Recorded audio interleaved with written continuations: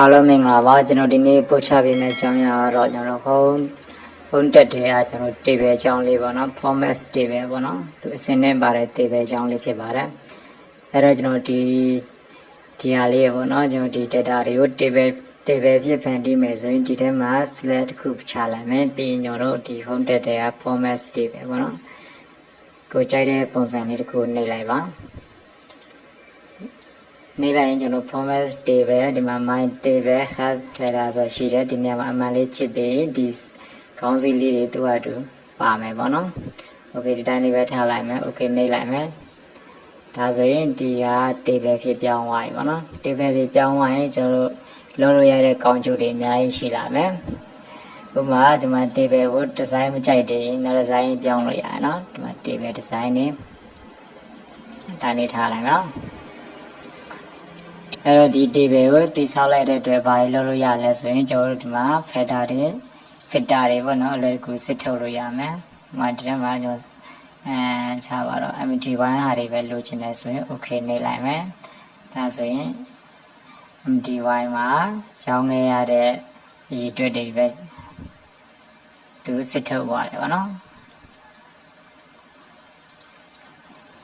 ပြီး clear ပြန်လုပ်လိုက်မယ်ပြီး CMN တွေမှာလည်းကျွန်တော်လိုချင်တဲ့သူတွေကိုလွယ်တကူကြည့်လို့ရတော့ဥမာ AA ကြည့်မယ်ကြော်စိုးကြည့်မယ် main တူကြည့်မယ်ဘောနော်သူတို့3ယောက်ရဲ့ရောင်းရတဲ့ပမာဏတွေကိုကြည့်ချင်တယ်ဆိုရင် okay နေလိုက်မယ်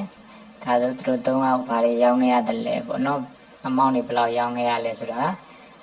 စစ်ထုတ်သွားတာပါ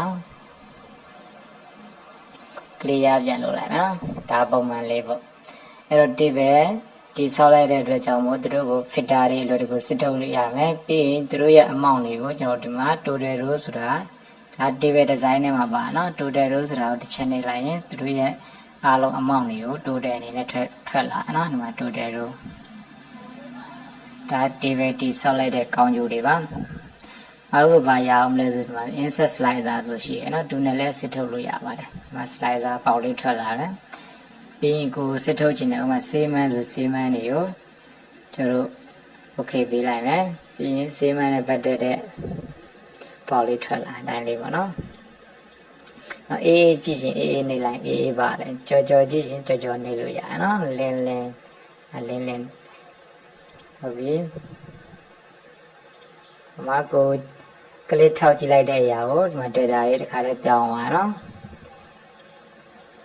ဟုတ်ပြီဒါ insert slicer သူရဲ့ file လေး design နေလိုက်ဒီမှာပြောင်းလို့ရအောင်နော်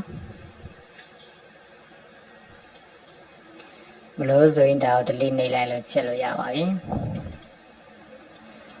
total row တွေကြည့်လို့ရမယ်ပြီးရင် slicer နဲ့စစ်ထုတ်လို့ရမယ်ပြီးရင်ကျွန်တော် filter တွေအလွယ်တကူစစ်ထုတ်လို့ရမယ်เนาะဒီချင်း amount တွေလည်းမှာစစ်ထုတ်လို့ရတယ်ဒါ table တိဆောက်လိုက်တဲ့ကောင်းကျိုးတွေပါ total ဆိုလဲဒါကျွန်တော်စံနေပိုင်းနဲ့ပေါင်းစရာမလို total row နှိပ်လိုက်တာနဲ့ total တန်းထွက်လာတယ်เนาะ okay နောက်တစ်ခုကဒီ table ပေါ့เนาะဒီ table ရဲ့ဗာလဲနာမည်လေးရှိတယ် table name မှာ table 4ဆိုလို့ရှိရเนาะအဲ့တော့ကျွန်တော်ကနာမည်တစ်ခုအနေနဲ့ပေးလို့ရပါတယ်ဒီ table အဲ့တော့ဒီမှာ table name မှာနာမည်တစ်ခုပေးလိုက်မယ်အန်ထားပါတော့ကျွန်တော်အောင်လို့ပဲပေးလိုက်မယ်နော်အောင်ပြီးအနာ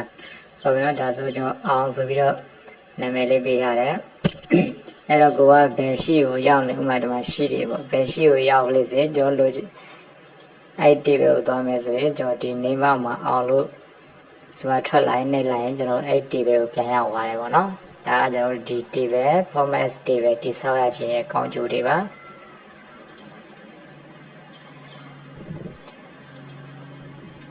shortcut အနေနဲ့နေမယ်ဆိုရင် control T ဆိုရင် table တိဆောက်ပါနော်ဥပမာဒီ table ကို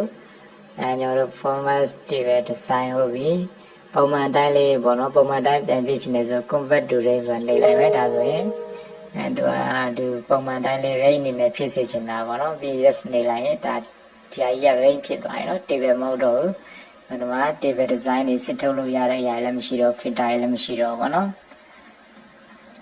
ဟုတ်ပြီဒါဆိုရင်ကျွန်တော် range တစ်ခုအနေနဲ့ဖြစ်သွားပြီပေါ့ဒါကို